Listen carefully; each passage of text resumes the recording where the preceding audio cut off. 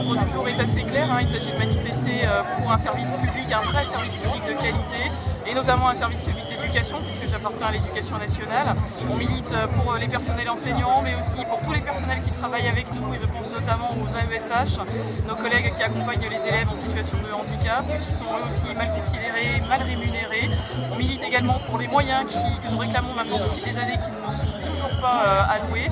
Et puis bien sûr pour la carrière et la revalorisation des salaires des enseignants, par solidarité surtout effectivement avec nos collègues de métropole, dont on estime qu'ils devraient aussi toucher ce que nous touchons ici en On se joint à cette mobilisation aujourd'hui parce que ça fait plus de 10 ans que la situation est critique en métropole et très critique à La Réunion au niveau de l'accès aux soins orthophoniques, que ça fait plus de 10 ans qu'on alerte les gouvernements successifs de la situation.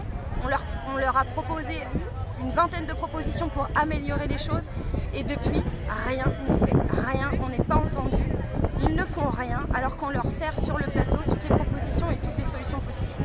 La revendication principale aujourd'hui, c'est soutenir les orthophonistes salariés qui sont très peu nombreuses dans les hôpitaux, dans les établissements médico-sociaux.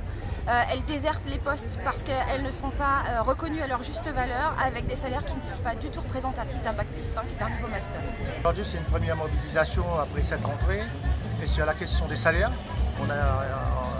Les salaires à La Réunion sont très bas et par rapport au prix. Et il y a aussi les conditions de travail, l'application des conventions collectives, le logement. Les logements, il y a des demandes de logement qui sont en souffrance. Je vous rappelle qu'un logement construit, c'est 2 emplois et demi. Donc il y a autant de sujets, notamment le secteur de la santé qui ne va pas, le secteur des services publics non plus, ça ne va pas. Donc il y a besoin d'une mobilisation et surtout, je lance un appel aux chômeurs. Il y a une réforme qui les attend, qui va les stigmatiser encore les droits des chômeurs. Donc il y a besoin que la population, les chômeurs, les salariés, tout le monde soit dans la manif.